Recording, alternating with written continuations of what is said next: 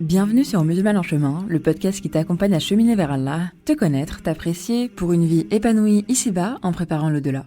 Je suis Amina Zamoun, ingénieure, coach professionnelle, étudiante en sciences islamiques et ici ta coach musulmane qui t'aide à prendre soin de toi et de ta foi. Ça te dit? Alors c'est parti!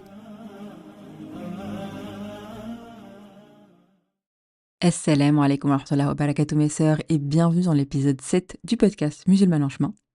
Et aujourd'hui, c'est un épisode un peu spécial parce qu'on va lier deux concepts fondamentaux qu'on a explorés dans les épisodes précédents, à savoir la confiance en Allah, le tawakkul, et la confiance en soi. Ces deux types de confiance sont essentiels pour notre bien-être tant spirituel que personnel, et on va voir, incha'Allah, comment ils s'interconnectent et se renforcent mutuellement. Petite note importante, avant d'écouter cet épisode, je vous invite vraiment à écouter les épisodes précédents où je détaille chaque type de confiance et ça va vous permettre de mieux comprendre notre discussion d'aujourd'hui. J'ai eu envie de faire cet épisode qui lie les deux précédents parce que j'ai l'impression qu'on a tendance à tout déconnecter dans notre société, alors qu'un être humain est complexe et que tout est interconnecté. On est un corps, mais on est aussi une âme. Et santé mentale, physique, émotionnelle, spirituelle sont toutes interconnectées. On a tendance d'ailleurs à opposer dunya et akhira, donc vie terrestre et l'au-delà, bien-être personnel et spirituel, mais encore une fois, tout est connecté et Allah ne veut que notre bien. Et donc, le bien-être personnel et spirituel, ils sont en fait alignés. Et si on revient au sujet de la confiance, eh bien souvent, quand on me dit, par exemple, j'ai un tawakkul faible, j'ai envie de dire, ok. Et qu'en est-il de ta relation à toi?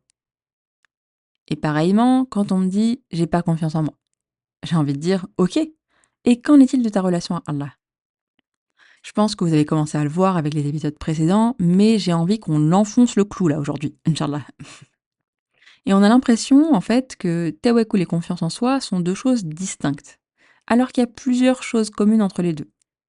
Déjà, la première chose, c'est que ça rejoint nous même, la confiance qu'on a une part par rapport à nous, et d'autre part, la confiance qu'on place en Allah. Donc le premier lien, c'est nous-mêmes. Et le deuxième lien, c'est que dans les deux cas, on est des créatures d'Allah, n'est-ce pas? Et des croyantes. Donc le lien, la base commune, c'est la foi. La foi en Allah. C'est le socle, c'est la base. En fait, c'est la base de tout. Et quand on croit fermement qu'Allah, c'est notre créateur, qu'Allah, c'est notre soutien, celui qui contrôle toute chose, eh bien ça va renforcer notre capacité à nous fier à ses décisions.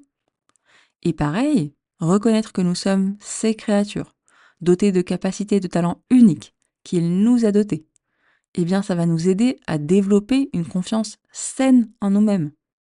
Je pense que je ne l'ai pas assez employé ce terme-là dans l'épisode précédent, mais vraiment, le but, c'est pas de parler de surconfiance, d'une confiance en soi démesurée, au contraire, d'une confiance saine en nous-mêmes. Et du coup, je vous propose qu'on prenne le temps de lier les apprentissages dont on a parlé dans les épisodes précédents, et notamment de voir comment est-ce que le tawakkul renforce la confiance en soi, et comment la confiance en soi renforce le tawakkul. Donc, bismillah, c'est parti pour aller développer comment est-ce que le tawakkul renforce la confiance en soi. Et la première chose à faire, c'est de reconnaître nos capacités données par Allah. Allah nous a créés avec des capacités et des potentiels spécifiques. Et en plaçant notre confiance en Allah, on reconnaît que ces talents sont des dons divins. Et oui, faut pas avoir honte de le dire. Et au contraire, ça permet de gagner en humilité. Parce que ces dons, ils viennent d'Allah. Et on oublie également la fausse modestie de non, mais je sais pas faire, j'ai pas de talent moi, etc.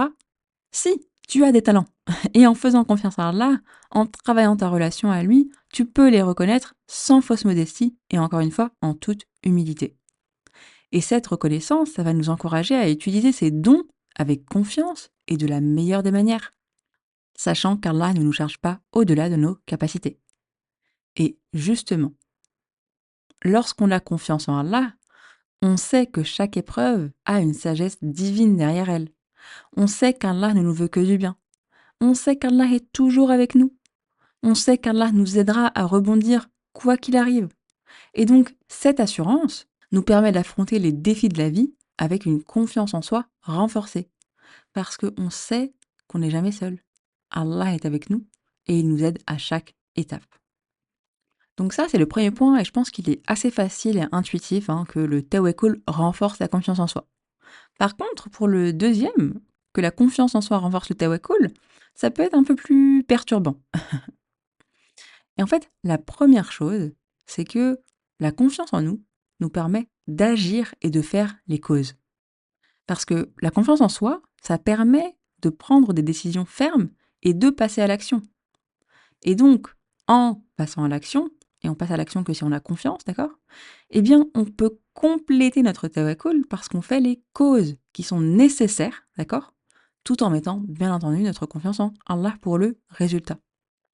Et là, je vous renvoie à l'exemple qu'on a donné dans l'épisode sur le tawakkul avec le chameau. Je ne sais pas si vous vous souvenez, mais de l'homme qui questionnait le prophète sallallahu alayhi wa sallam par rapport à son chameau. Et au fait qu'il lui a répondu, attache ton chameau et fais confiance en Allah. Donc, on fait les causes et on fait confiance en Allah. Et faire les causes, c'est beaucoup plus facile quand on a confiance en soi. Et je pense que avec l'épisode précédent, on peut se rendre compte que la confiance en soi n'est pas diabolique, n'est-ce pas? Maintenant, un deuxième point qui est important, c'est qu'en fait, une personne qui a confiance en elle, eh bien, elle est bien plus encline à contribuer positivement à la communauté. Parce qu'on est du coup bien plus active et proactive. Et ce faisant, on incarne les valeurs islamiques de bienveillance et de service, tout en démontrant notre foi solide en Allah. Et ce point-là, je le trouve particulièrement important, en fait, parce que si on avait plus confiance en nous, eh bien, on serait une communauté beaucoup plus forte, en fait. On passerait beaucoup plus à l'action, on n'aurait pas peur de l'échec, on n'aurait pas peur du regard des autres, de ce que pensent les autres. Alors je dis ça, bien sûr, on a toujours un tout petit peu peur, mais on pourrait dépasser cette peur grâce à la confiance en soi et bien sûr la confiance en Allah. Les deux se rejoignent. Et en fait, vous voyez là que commence à se dessiner un cercle vertueux de la confiance. La confiance en Allah nourrit la confiance en soi. Et vice-versa. Quand j'ai confiance en moi, je nourris ma relation à Allah. De même, j'ai confiance en Allah, donc j'ai confiance en moi. Et cette interdépendance, en fait, elle crée un cercle vertueux où l'un renforce l'autre. Bien entendu, attention, petit warning, rien n'est jamais parfait, d'accord? Il y aura toujours des épreuves, il y aura toujours des baisses de foi, c'est humain, il y aura toujours des fluctuations, que ce soit dans la confiance en soi ou dans la confiance en Allah. Et parfois, on va peut-être avoir une confiance trop élevée en nous, d'accord? Qui peut nous faire croire que nous sommes infaillibles, le fameux quand on veut, on peut, n'est-ce pas? Et à ce moment-là, c'est important de se rappeler que la véritable confiance, elle nous vient de notre relation à Allah. Et souvent, Allah, à ce moment-là, de toute manière, il va nous mettre face à des épreuves qui vont nous rappeler à lui, d'accord? Qui vont nous rappeler qu'en fait, non, on n'est rien sans lui. Et puis parfois, on va avoir des moments où on va pas avoir assez confiance en nous. Et là, subhanallah, Allah, il va nous donner des épreuves pour augmenter notre confiance en nous, et bien sûr en lui. Et en fait, ça m'amène à l'importance de l'introspection. Parce que, vous le voyez, c'est pas linéaire, d'accord? Et c'est pas parce que j'ai confiance en moi aujourd'hui que j'aurai confiance en moi demain. La confiance, ça se construit et ça s'entretient, d'accord? Pareil avec Allah. Ma relation à Allah, elle doit s'entretenir. Et c'est d'ailleurs pour ça qu'on a la prière, hein, comme pilier et comme obligation d'ailleurs, pour maintenir le lien avec Allah. Et l'introspection, le travail sur soi, ces pensées, on en a déjà parlé dans l'épisode 2, auquel je vous renvoie, ça va être indispensable pour travailler sur ces sujets et pour nous rendre compte justement quand peut-être qu'on a trop confiance en soi ou peut-être qu'on n'a pas assez confiance en soi et du coup quoi faire, etc. Peut-être qu'on va manquer de confiance en Allah et quoi faire.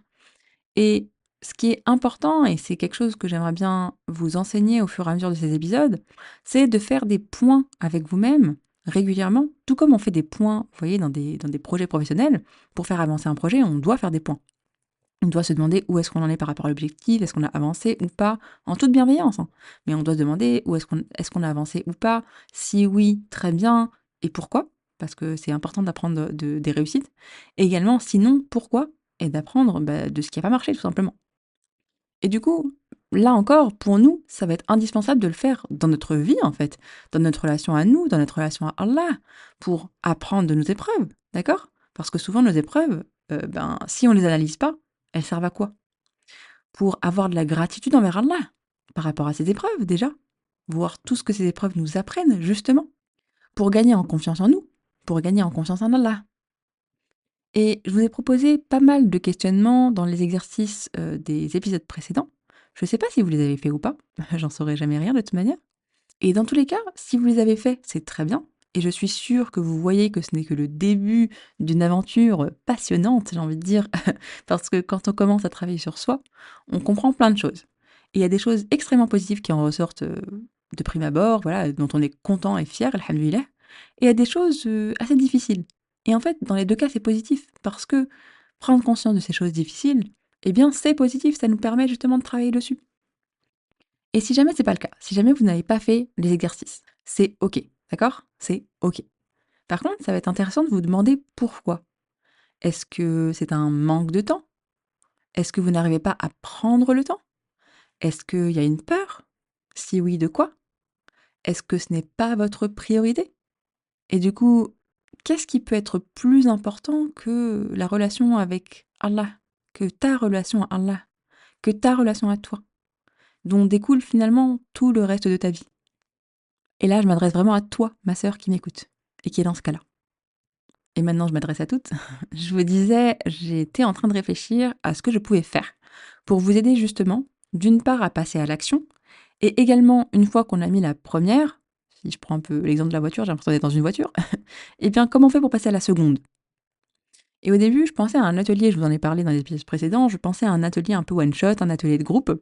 Déjà, par rapport au groupe, en fait, souvent, le fait de faire un groupe, ça permet de se rendre compte déjà qu'on n'est pas seul et ça, franchement, c'est génial. En plus de ça, avec un groupe de sœurs dans le même état d'esprit, eh bien, c'est motivant, on avance ensemble et on se rend compte, ben, encore une fois, qu'on n'est pas seul et que, on est toutes dans cette optique, d'amélioration, inch'Allah. Et en réfléchissant, je me dis: «OK, c'est bien, mais en fait, non, c'est pas assez. J'ai envie de faire plus. J'ai envie de vous proposer plus qu'un seul atelier. J'ai envie de vous coacher, en fait». C'est quand même ma spécialité. Sachant que quand on est seul, en fait, en phase d'introspection, avec ces questions, eh bien, on a souvent des œillères, en fait. Et le coaching permet de voir plus large, d'aller plus loin, d'aller plus vite aussi. Parce que, bah, justement, on voit plus large et on voit des choses qu'on avait peur de voir seul. On se pose des questions qu'on n'avait pas envie de se poser. Et on se pose des questions auxquelles on n'a pas pensé, tout simplement. Et du coup, je suis vraiment ravie et excitée même de vous proposer non pas un atelier, mais un accompagnement sur 4 semaines, à un prix vraiment accessible, hein, je vous laisse aller voir directement sur le site, tout est bien noté, qui est même payable en plusieurs fois. Et cet accompagnement en groupe de 4 semaines, il est conçu pour travailler à la fois sur votre confiance en Allah et sur votre confiance en vous. Et donc ces 4 semaines, je vous propose qu'on les découpe en 4 parties. La première partie, ça va être une phase d'introspection.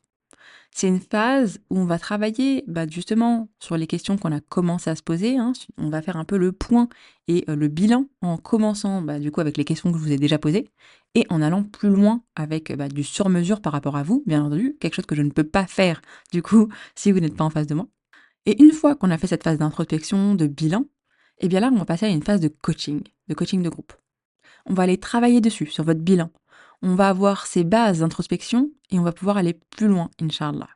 Et selon le nombre de personnes que vous serez, ben, je mettrai plus ou moins de séances. Le but, c'est que ce soit vraiment un tout petit comité pour pouvoir vous sentir bien, à l'aise.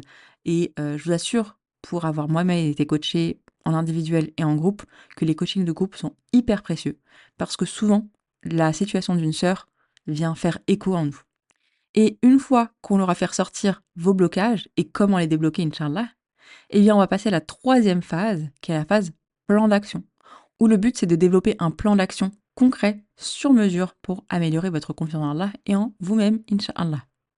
Et pour finir, bien entendu, on passera à la quatrième phase de bilan et d'amélioration, parce que le but, c'est d'évaluer vos progrès, d'ajuster aussi votre plan d'action en fonction de ce que vous aurez compris de vous-même, et que je vous apprenne justement, ce dont je vous ai parlé un peu plus tôt dans l'épisode, à faire des points avec vous-même et à avancer un pas après l'autre, inch'Allah, avec bienveillance.